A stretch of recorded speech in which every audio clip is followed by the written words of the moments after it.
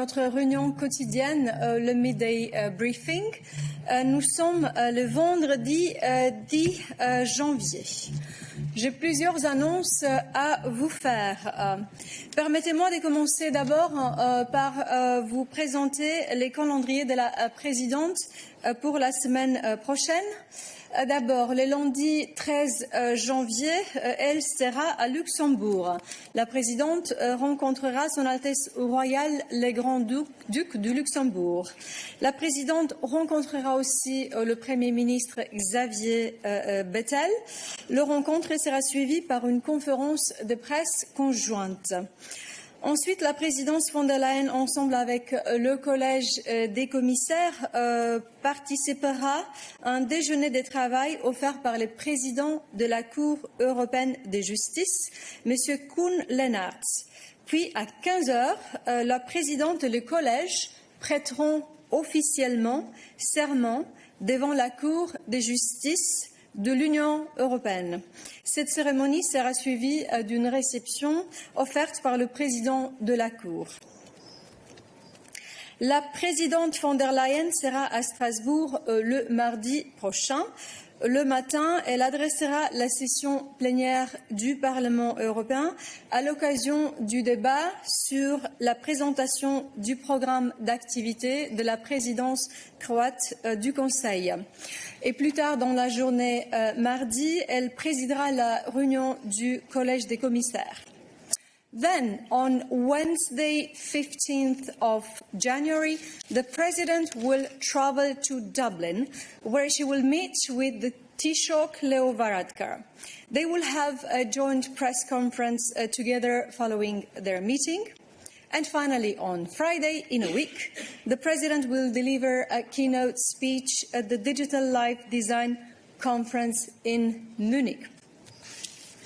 Then, coming back to what is happening today, comme vous le savez, la présidente et le collège des commissaires, ils sont encore à Zagreb pour le deuxième jour de la visite du collège à la présidence croate du Conseil de l'Union européenne. La présidence von der Leyen vient de tenir un point de presse conjoint avec le Premier ministre croate Andrej Plenković après leur entrevue. On a commencé la réunion quelques minutes plus tard pour vous permettre justement de le suivre. Nous allons aussi publier ces remarques qu'elle a tenues à cette conférence de presse.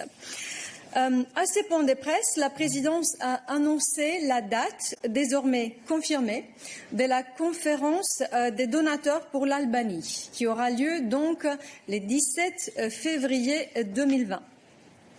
Vous trouverez plus d'informations là-dessus dans les Daily News que nous venons de publier. Then I have some good news for you concerning the investment plan for Europe in Italy. The European Investment Bank, backed by the European Fund for Strategic Investment, has provided a loan of 68 million euros to Campania's region's railway authority. The loan will serve to support the purchase of 40 new electric trains. The new fleet will be deployed on the 6 lines of the Circumvenusiana, the railway network serving Naples and the province of Naples. It will help significantly relieve traffic congestion in the area and reduce pollution, of course, in the entire area as well. More information, again, available in today's Daily News. And then I have some news for researchers. The European Commission announced today that 76 top researchers will receive so-called proof of concept grants worth 11.4 million euros from the European Research Council. This is top-up funding worth 150,000 euros for each researcher.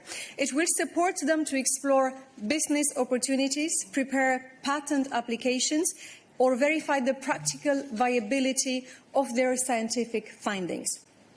The new grants are part of the EU's research and innovation programme Horizon 2020, and we hope that they will have very practical outcomes.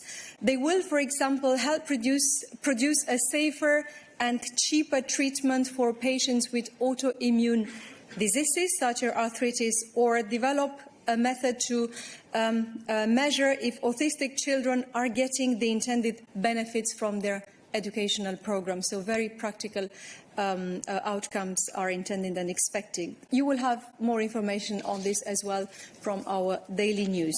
And then finally, we will have a Foreign Affairs Council today happening across the street, with a press conference by the High Representative Vice President Josep Borrell, which is currently foreseen for 6 o'clock this evening. But for confirming the timing, please get in touch with the Council.